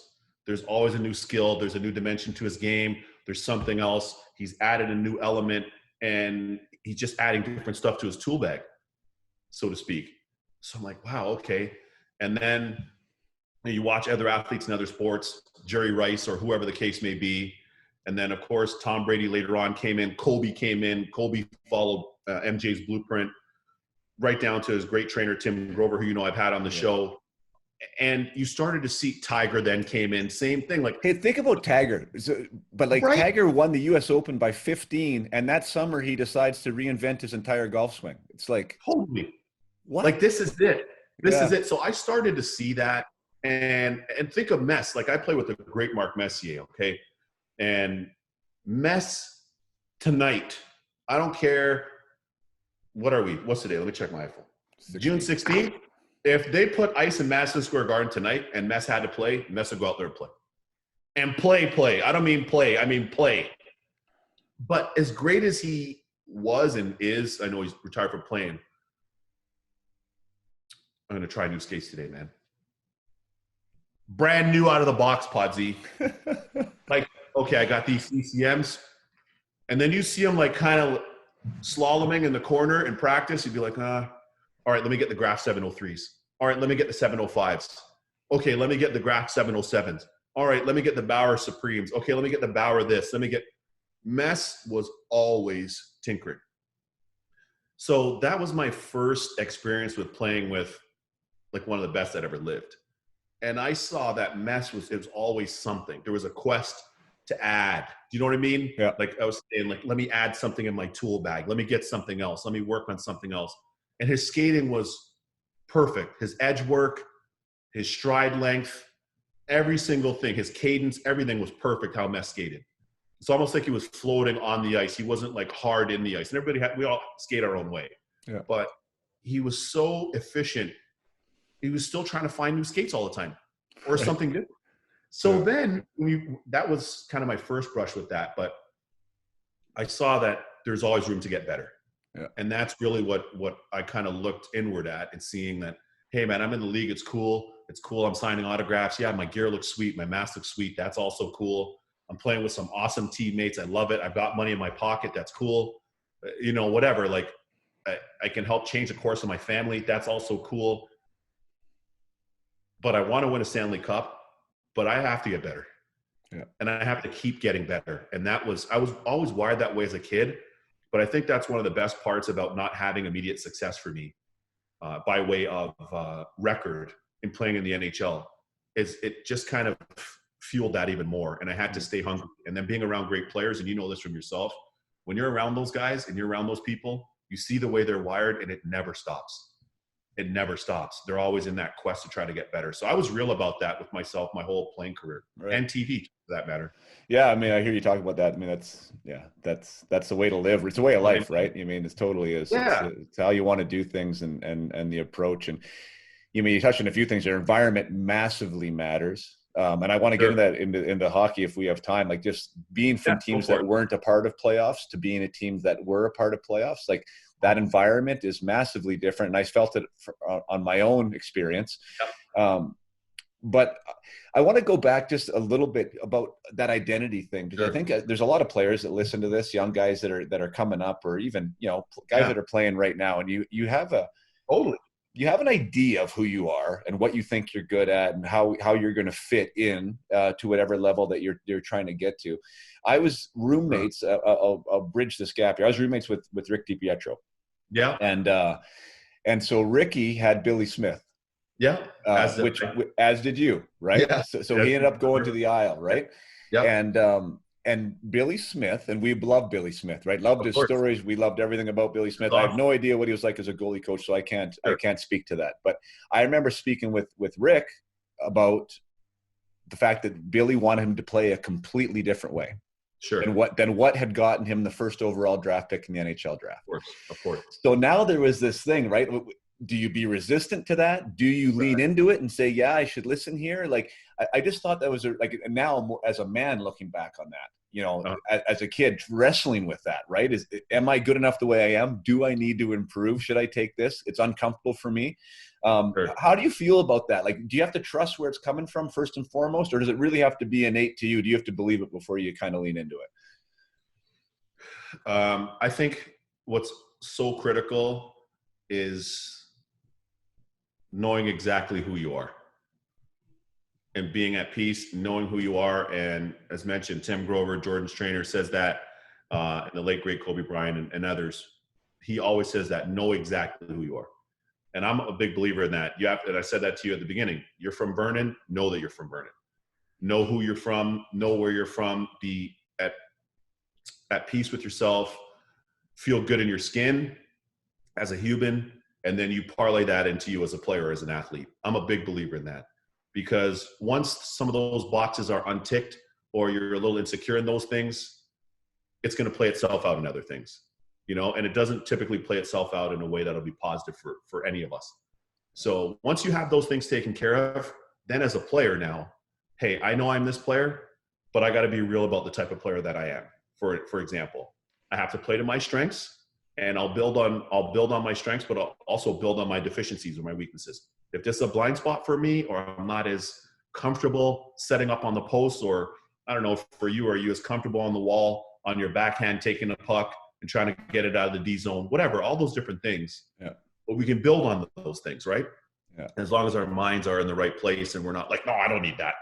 Or no, it's not like that. But here's where the hard part comes to your question, because you mentioned this with Ricky, and I've had this with different goalie coaches at different points too, is philosophically, you don't always see the things and the game and how you play through the same lens as somebody else. But here's the hard part, is that person has authority. Yes. You get what I mean? Yes, so that's the problem. So in my case, I had that as a goalie coach too.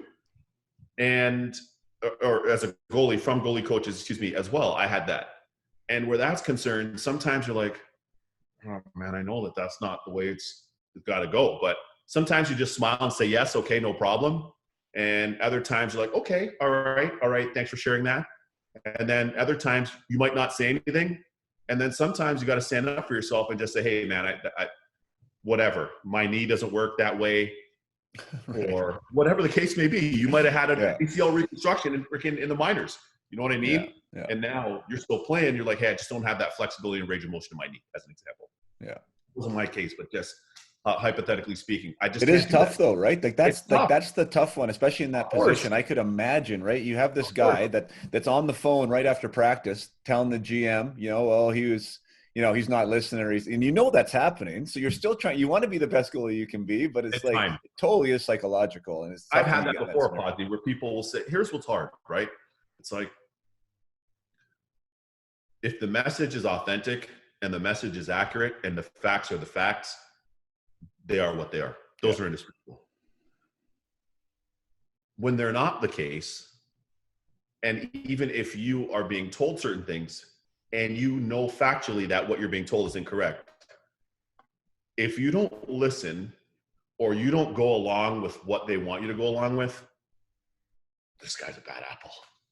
Yeah. He's a bad egg. It's a bad egg. Doesn't want to be coached. That type thing. So that's a very fine line that you have to walk.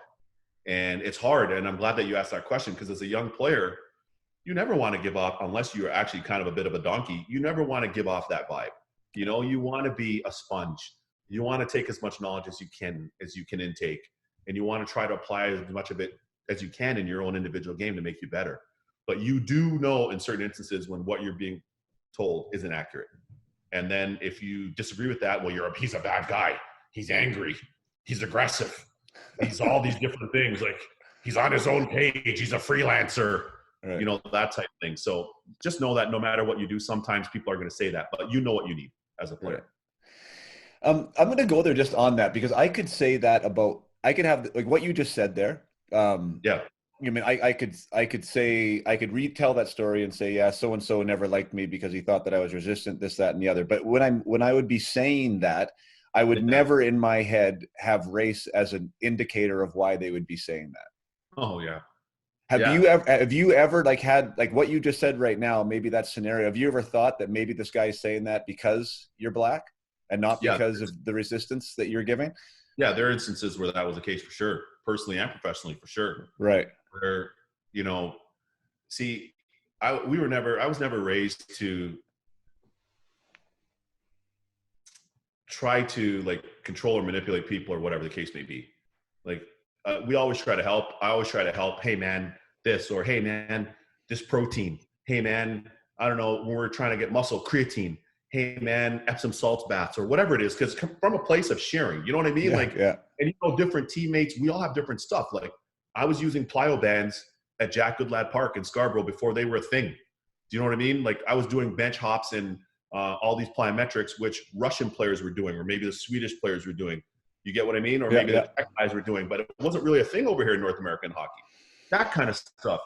just as an example. So, if you share stuff or whatever, it comes from that place. But there are times when, for people on the other side, they want what they say to be what it is. And in the event that you resist, well, this guy's a bad egg. Or if they're trying to manipulate you or take advantage of you or give you misinformation and you say something, see, we told you he's angry. Right. So that's kind of the slippery slope where, you always have to stand up for yourself. You always have to stand up for yourself in a way that's respectful, in a way that's decent. But for some of those people that are the perpetrators and kind of have that type of mentality, whether you say it with lavender honey from the Okanagan Valley, whether you say it with fresh strawberry jam from Tabor, Alberta, whether you say it with whatever, it's going to be a problem. Yeah. Because the fact that you're resisting what they are trying to impose upon you. Right. And that's a challenge. And I've had that for sure. Right. I've had that personally and professionally. Yeah. And for me, I think that, like you said, slippery slope. And I think that's slippery for you, I would assume, and correct me if I'm wrong, because it is somewhere in your brain that this could be racially motivated somehow. Like, and then like to figure out whether that is or not, like even the fact that you have to contemplate where this is coming from, what the motivation is a slippery slope, right? Because it very well might not be, and it very well could be. And the fact that in my scenario, I had a ton of crappy things that happened to me in hockey. Sure. But I would never once was like, well, maybe he doesn't like me because I'm white. Right. Exactly. Do you know what I mean? Like I never had to go there. I would wonder why or what happened or who I pissed off or how I did it or whatever, but I never got to that scenario. So I think, the fact that you do go there is awful and rightful, because there are people out there that are motivated by that still. Yeah. And where that's concerned at times, I say this, it's an unwinnable race. And pardon the pun of the word, of me using the word race, but it's an unwinnable race. Because what I've seen in instances where people think that way, even if they try to tell you that they don't, and more importantly, if they try to convince themselves that they don't, is stand on one leg. Okay, hop around 3 times. All right. Okay, go and run the stairs. Okay, random. All right, make the team. Okay, I'm on the team. Okay, be good. Well, I was good. All right, well, don't have that car. Well, why not? Well, we're not going to sign it. Well, why? Like, so it's almost like in that respect where people are perpetrators of that and have that mentality, whatever you do, it's not going to be enough. Yeah. So if they say, for example, water, you bring water, it's too wet. Why do you bring wet water? Well, do you know of dry water? What freaking water do you use? Where do you get your water from? Galilee? Like, I don't understand. Like, you know what I mean? Like, hey man, the beach. All right, well, here's the beach. Well, I just feel it's kind of sandy. It's the beach. It's sand. It's going to be sandy. So that's kind of the thing where for the people that were like that I've come across personally or professionally, it doesn't matter. Like, you can go to any nth degree. You get them, whatever it is, it's always a problem. And that's more a reflection of them, than it is of you. Yeah. And then conversely, when you have people that are fair and that are great people, like the great Glenn Sather, for example, Slats, as you know, architect of the Oilers, been with the Rangers the last 20 plus years, always had diverse teams with the Oil, always had players from all across the world. Him and his wife, great people. They were great to me when I played for the Rangers. We spent some time with them up in Banff during Christmas time, or the great Lou Lamoriello, or the great Jim Rutherford. What you're starting to see for people like that is not only were they top quality people and hockey people, but they're open-minded and they treat people properly. Yeah. So I've had so many more of great people like them than I had the knuckleheads. But the problem is the knuckleheads, unfortunately, when you come across them, they know that they have authority. They also know that they have believability because they know that there's strength in numbers for them. And they'll use those levers to their advantage, whether it's the CBA, whether it's the law, whether it's anything else. They'll use those levers to their advantage. But the knuckleheads, unfortunately, there's still too many of them, and we need to get them out of the game. And, the more that they can lock those types of people up in society, the better for us all as well. Do you think it's a generational thing? Meaning the older you are, the more likely you are to run into that, as opposed to like the I don't know, I don't even know why I'm saying that. I'm just trying to remember like when we were playing, Yeah. and again, the guys I was playing with, I don't remember once for me, like somebody commenting about color. I mean, in the space of that room, right? Like Right. it never, to me, again, being white, seemed like there was, Sure. it was an issue. But did you feel that within a locker room ever? At times. Yeah. I mean, you're predating you by 1 year in Greensboro. I mean, the OJ trial. When the OJ trial was on and when they had the ruling in the locker room, like we almost had to fight 20 of our teammates. And that was before that predated you by a year. Yeah. But I'm like, guys, I don't know OJ or Al Collins. I don't know what you want me to do. Right. Like, I've never been to Brentwood. I hadn't even been to California at that point yet. You know what I mean? Right. I've never been in LA or Brentwood. I wasn't at the crime scene. I don't know Judge Ito, and I don't know anybody else. I don't know the late Johnny Cochran. Like, any of these people that were involved in this legal situation. Right. That's not my domain. I'm here to stop pucks. My gear looks kind of sweet. I'm here to kick. Let's go try to win some games. You know what I mean? Like, I'm here to kick for the boys. Like, that's really what it is. Yeah. So that was interesting. That was one time where it was, I mean, you could have cut, if you had a Swiss Army knife, you could have cut a hole in the middle of the room because it just got so tense around that. But there were instances where, you know, some guys just weren't good people. Yeah. And whether it's management, players, coaches, but for the most part, man, I was very fortunate to play with a lot of great guys that are great dudes and great people. I was very fortunate that way. Yeah, and I think our sport is really good for that, I think. But I mean, I was thinking that too, like just in my own kind of reflection about, you know, you talk about playing with the, you know, Italians or the Greeks or, you know, the black guys, or I mean, just everyone who comes to that sport, we get ripped for it a little bit, meaning that there's not the big personalities, there's not the flamboyancy, and there's not and we want that as media. We're saying let's encourage this, and I'm fine with that. But something that's unique about hockey is that we all kind of are products of our sport, and whether it's good or bad, but it just seemed like we all kind of were the same sort of guy. Just like I think how football kind of creates a sort of guy, baseball creates a sort of guy. Right. You know, like if you watch, there's a culture to a sport, you know, and I think the hockey culture I've always kind of been proud of, in the sense that we all kind of ended up in the same spot, whether you're from the farm or whether you're from GTA or wherever, right? Like we kind of, we sort of fit, you know, we kind of fit in our own way into that one puzzle piece of a room. And I thought, for me, I think that can be celebrated. I don't know. Do you think that's something that's okay, or would you rather? Yeah. No, what's interesting is I love that, because I love the consistency of that. I love the, kind of, for the most part, the safety around that, because I think that's cool. And I like the camaraderie that brings, because I always say, no disrespect, I have friends in every league. I'll say this all the time. I talked to 2 NBA GMs literally within the last 24 hours, literally. But I have friends in every league in different roles. But what I like about our sport is that consistency, and the fact that, especially when you're on good teams, is that, you know, guys will do anything to win. They'll do anything. I'm getting goosebumps talking about it. I know. I've never been on a team that's won a Stanley Cup. You know, I was on a team that lost one, that went all the way to 1-2 in Carolina. But literally, man, I'm telling you, like, that team, you want to talk about trades?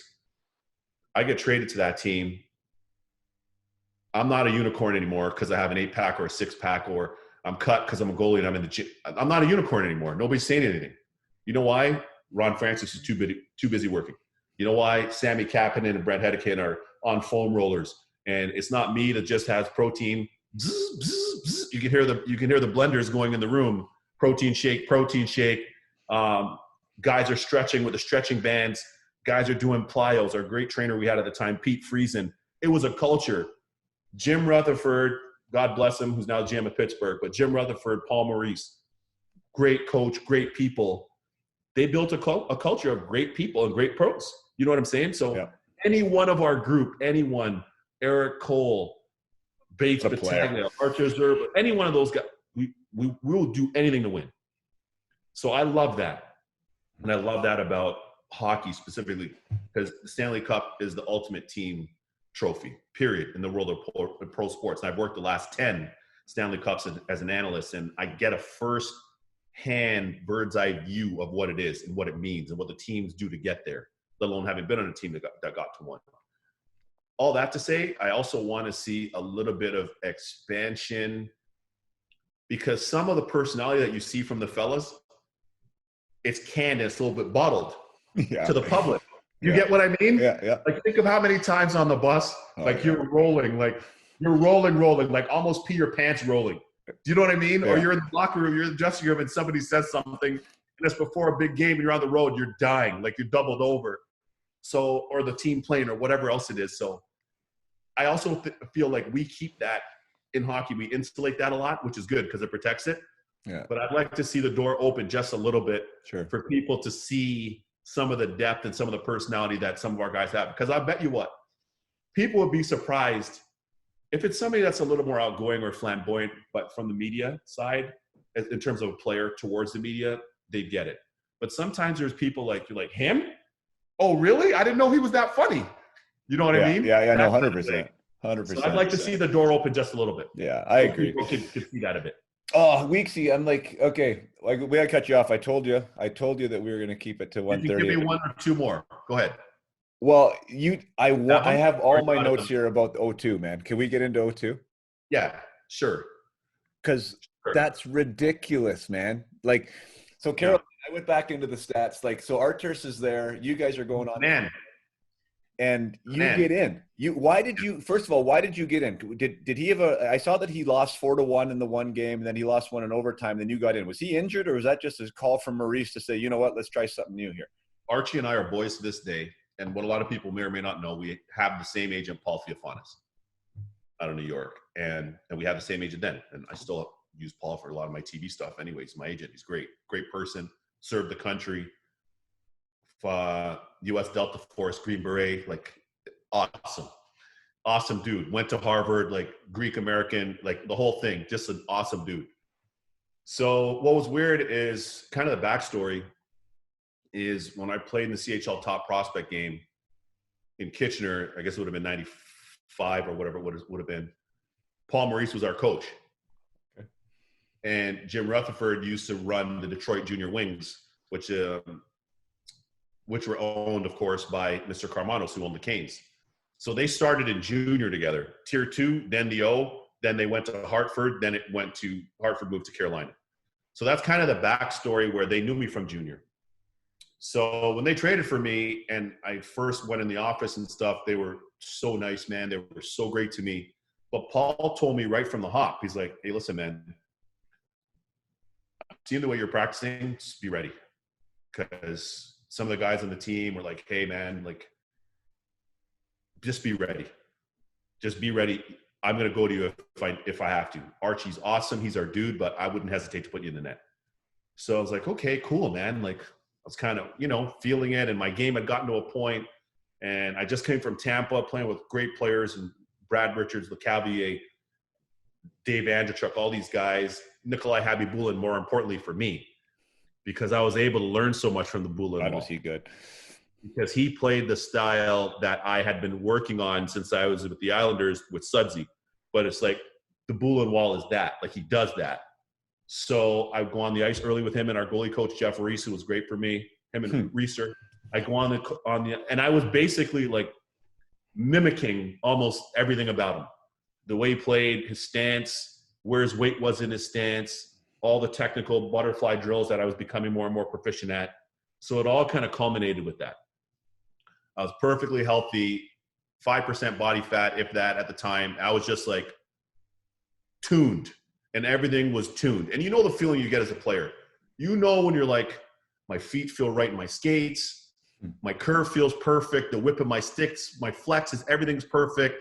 I'm going to go out there and rock it. I'm sure you had that. You knew that as a player when you had that feeling. Or stretches when you felt that way. And I just felt that way. So Archie had gotten pulled a couple times, and I went into mop up a couple times early in the series. And as ironic as fate would have it, if I looked out the front door, I could see the old Meadowlands, the rink where the Devils played. So that's where we played against the Devils. And what was wild is to start that game 5 at home, I didn't know I was starting. And Paul called me in the office. Coach Maurice called me in the office. And I'm going to respect your audience, so I can't be as real as I really want to be if you and I were speaking at Joey's or whatever out there in BC.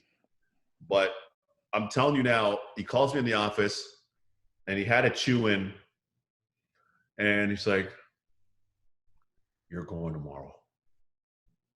You're going. I want you to let those big old things hang down like church bells, and you're going tomorrow. You're going to have a game for us." I swear to God. And I swear to God, I didn't know if to laugh. I almost broke out in an immediate sweat because now the reality of the reality was coming in. This is Stanley Cup playoffs. This is the New Jersey Devils. This is the great New Jersey Devils and all the great components that they have in their Martin Brodeur. Marty down to the far end and blah, blah, blah. Now, remember, I had gotten into 2 games already to mop up. Those are the 2 losses? Correct. But so now they're like, but you're going. So he's telling me, he's like, let them hang down like church bells. Put them on the line. Let them hang. Go and play your game. And I'm like, is this guy for real? So I swear to God, I remember the flip-flops I had, like my shower shoes. They were red Nike flip-flops. I don't even think they were touching the ground when I walked out of his office. I think I was levitating. I had to be at least of maybe half a foot off the floor in the locker room. So I get back in there. I'm like, okay, finish my stretches, shower, and like from then up until that puck drop, it was the most locked in I've ever been at any time in my life, ever. And I think I called my parents to tell them, blah, blah, blah. I didn't get on the phone, you know, my then whatever girlfriend at the time, whatever the case may be. And I didn't get on the phone after that. And I was like dialed. I was watching video. I was visualizing. I was reading, going through my mental prep, visualizing, blah, blah, blah. And when I came to the rink, it was on. Like that game 5, it was on. And we had such, as I said, which is more important, we had so many good players and consummate pros on our team that we actually thought we had a shot to beat the New Jersey Devils because we knew how much work we put in. Do you know what I mean? You've been on those teams where, you know, you don't have to go give a guy a nudge. Hey, man, come do a little 10-minute bike circuit or sprint. You didn't have to. Everybody was doing that, and that was the culture. So it kind of gave us this confidence that, you know, we can play with these guys. We end up winning that game in OT. The late Joe Vasicek, our teammate, big number 63, who perished in the plane crash in Russia in the KHL years back. He scored the overtime winner, and that place was – I thought the roof was going to pop off at the arena in Carolina, man. And that was like – so just kind of those vibes and that feeling, I had that, and I just continued that. And then we came here to Jersey, as I said, just down the road, ironically enough, and we shut them out in the elimination game. And then things just kind of rolled from there. And – then we played Montreal, shut out Montreal in game 1 at home. Then we lost game 2. Yeah. And then we go to Montreal, and then we lost in OT. And here's what's ironic. I think we lost 2-1 in OT. Yannick Perreault scored. And that's when the idiot knucklehead fan threw a banana at me in Montreal that game. Stanley Cup playoff game. Yeah. Thanks. Yeah. So then that became a thing, and then I tried to diffuse it, and whatever. And then the next game we played, and I think we were down 2-0 after the first, and Coach Mo came in. He's like, "Weeksy, you've been awesome. Arch is going in," and that was called the Miracle at Molson to this day because the rink was called the Molson Center before it was the Bell Center now. And Archie went in and started kicking again. He looked like himself again. We came all the way back. We won that game. And then that turned everything for us again. We had another like kind of huge turbo boost. And then we mowed Montreal down. We mowed Toronto down, which is beautiful. Coming from Toronto, beating those guys is a beauty. And then we went to Stanley Cup final, and we met our maker. That Detroit team had, 10 Hall of Famers on it. Close games though, boy. I was looking at that. Close games. Man. But that was your first run in the playoffs as a player?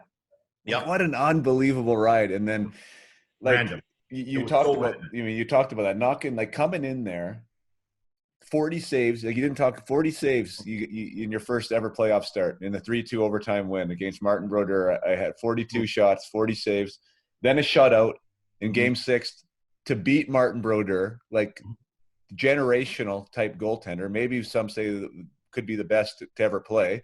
Right. You're on the other end of that. Like, what an amazing experience. And then you step in against Jose Theodore, who wasn't a slouch himself. League MVP year. Yeah, exactly. Winner, 2000. Yeah. gold medal on my penalty world too. junior team, unbelievable Yeah. guy, and you shut Yeah, him out awesome and defender. them out too. Like, what an awesome run! Like, I was getting goosebumps even looking at it, and I'm like, I can't wait to Thank talk you. to Weeksy about that, man. Like, that's Thank you. It's a unbelievable. special Like, time.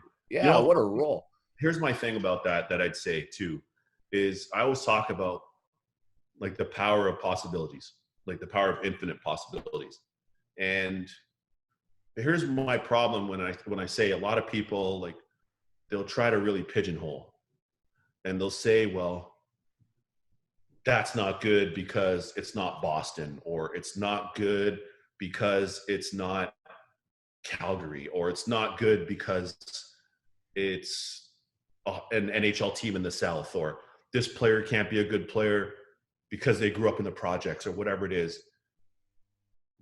People are so lost when it comes to that, because so many great things happen through the power of possibilities. So, you know, it just so happened that for you,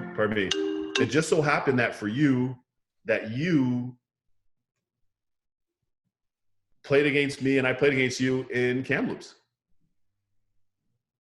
Yeah. But then we play against each other in pro. We play with each other in pro. You know what I mean? Yeah. But if that is cut off in Bantam at the KIBHIT at Kamloops International Bantam Tournament, if that's cut off, then you don't get there, I don't get there. Mm-hmm. Or I get there and you don't get there, or the reverse. Do you get what I mean? Yeah. So the power of the possibilities and the infinite possibilities and what can happen and how things can be manifested and how you can have success and the different things that you can accomplish or you can accomplish with your teammates. That's exactly what that whole spring was like of 2022 for our team. Because we weren't supposed to be that. It was a Southern team in a non-hockey market, but yet still we had the best atmosphere of any rink out of the 16 teams in that playoffs. Like, right. That's where tailgating started. Yeah. All this outdoor stuff that you see now outside rinks, that's where it started. Right. Podsy, our fan, like, we would go to pregame skate. The Caniacs, as they're affectionately known, we're out there at 10 in the morning, bro. Awesome. 10 in the morning. And they're grilling and they're playing cornhole and they're playing street hockey and they're throwing footballs around. That's where all that originated. Yeah. So it was really cool because in a lot of ways we shocked the world. We didn't really shock each other, but we shocked the world through coming together. And that market at that time really paved the way. As you know, when the Panthers got to Stanley Cup final against Colorado, it was bedlam down there in Miami. You know, so those types of things have helped pave the way for the awesome atmosphere in Nashville, the awesome atmosphere in Tampa going on to win a Stanley Cup final, Nashville getting to a Cup final, Carolina then going back after we went in 2002 and winning against the Oilers. And then same thing for the teams out in California. And more importantly, for the Vegas Golden Knights, where remember, everybody was saying the same, why don't they put a team up in Saskatoon? Why don't they put a team in Quebec City? Why is the commissioner I just talked to Commissioner Bettman about this. It's like Vegas, if you haven't been, for any of the listeners out there, whenever social distancing is a thing of the past, please get to a Vegas Golden Knights game. It'll blow your mind. The atmosphere is wild. So we were kind of like up the Florida Panthers before us, but then our 2002 team were kind of the proving ground of how well hockey can work in the South and just what you're able to accomplish. And keep this in mind, Podsy, I know you're a former Leaf, but the Leafs haven't been to the Stanley Cup since '67, which predates this current group. And I told Sheldon Keefe that the other day, their head coach. I told Keefe for that, and Austin Matthews for that matter. But if you think of all the hotbeds and all the Southern teams, every one of them has been to the Stanley Cup final, with the exception of the Coyotes. Every one of them. And the Leafs haven't been since '67. So that's what I'm saying about if you just try to marginalize things or people or places or whatever, marketplaces or whatever, you never know what's around the corner. Yeah, 100%. I was thinking about Pete Carroll, who I like following, for head coach of the Seattle Seahawks, and they always say something good's about to happen. And and I love that philosophy just in life, right? If you're looking for that, right? If you're looking for that, what's good is about to happen. I mean, that changes your perspective and what you're looking at and what you're dealing with. You touch on so many things. I'm gonna let you go. I mean, I would love. I didn't even get into the fact of like the preparation aspect of a goalie, like what you do in a game between goals, after goals? How do you get ready in the off season? Like for all the goalies out there that, want to hear from somebody like you who's been through it. Like we didn't even get into any of that. I'll give you a one-on-one. Yeah, it would be awesome to get you back. And even talking about like that experience of being in the NHL on a team that hasn't been successful, at least in recent history, to a team that is successful going to the final, how it feels like almost you're in a different league.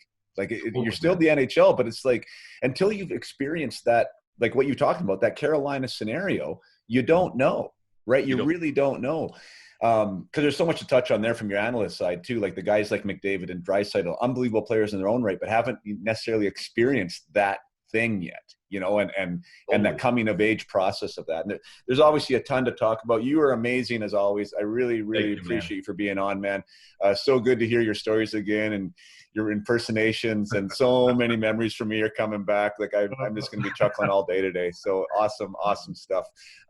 Thanks. I know my listeners are going to love it, man. And I know you're a really busy man. So thank you for spending the time with me today. Appreciate it. You're more than welcome. Podsy, thanks for the awesome combo, man. It was great connecting with you. Keep up the great work. You're doing awesome stuff. And we'll do part 2. It might cost you a steak, maybe not a porterhouse, maybe a filet, maybe a 10 ounce or 8 ounce filet, but it'll cost you some, but we'll work that out on the back end. But no, all joke aside, you're doing a great job of this because you're helping to bring a lot of the viewers inside the game. And I always say there's a real tight connection between life and sport. And I know a lot of people look at them separately, but there's a real tight connection with the two. You've done a nice job of bridging that in a lot of your content that you're doing. So keep up the great work.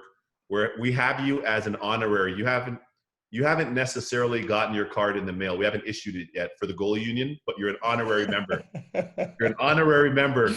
But you know what? It's going to be coming your way shortly. Okay, I appreciate it, man. I appreciate it. And thanks on that, because I do talk about the person and the player. And I think that people talk about the player a lot. And I think when I try and ask questions about the person, and I think the game in general is becoming a little bit more about the person as opposed to just the player on the ice. And I think the organizations that are getting that right are having a lot of success because of it. So once again, man, thanks so much. Best of luck with everything you're doing until part 2 rolls around. Thank you. Love you, man. Thanks for having me on. It was awesome. Thank you all for being here today, and thank you for listening to that conversation with Kevin. And Kevin, if you're listening right now, I really appreciate you spending the time, your time, which is our most valuable resource, to share your experience and your story with my audience. I know there has been every major platform right now for Kevin has been asking for his opinion, and rightfully so, wanting his voice to be heard about what his thoughts are on the state of our game and what we can do better and how we can improve this game. So it is a safe place. It is an accessible place. It is a place that anyone with any color skin, with any religion, from any country in the world can play and reap the benefits of the sport without having to worry about persecution or racial judgment or prejudice or epithets being thrown at them, and any of the other atrocities that have come out at the minor league level and even at the NHL level. I am a believer that our sport is doing a pretty good job. I am a believer that the people involved in the sport are good people. But we got to get rid of the outliers, and we have to make a change and recognize that a change needs to be made. And by doing that, as Kevin would say, part of that job is becoming better humans, standing up for people when we know things aren't right, creating rules and legislations around our tolerance for what is expected, what is demanded within our sport. We cannot be silent anymore, and we have to become better people. And I think as we become better people, we become more tolerant of others and less tolerant of the BS that goes on sometimes. And we also can empathize more. And I know myself personally can start to try and see things through somebody else's eyes and through somebody else's shoes. And again, the more we are collectively able to do that, our sport becomes a better place to be. So that was my takeaway from today. I hope it was your takeaway. I know it's really important to Kevin and a lot of us within the sport that this now becomes relevant and becomes something that we continue to move forward in to make this game as great as it can be for as many people as possible. So make sure you tune in next time. Kevin, thanks again. And as always, play hard and keep your head up.